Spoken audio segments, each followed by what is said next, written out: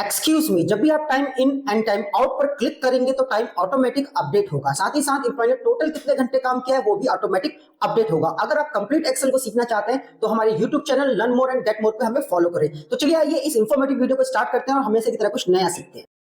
Follow these steps. Go to Developer tab, Control, Insert, Draw, Radio button. Copy it and move it. Select column B and C. Press Ctrl 1, choose time and click OK. Go to Developer tab, click on Macro. Type macro name and click OK.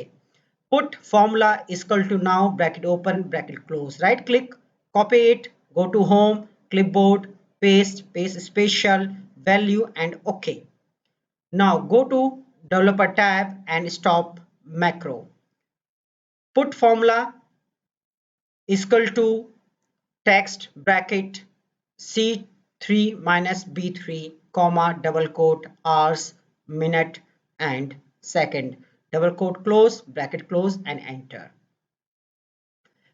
Right click on time in, assign macro, right click timeout, assign macro. Then click time in, timeout, click time in, timeout, you can get.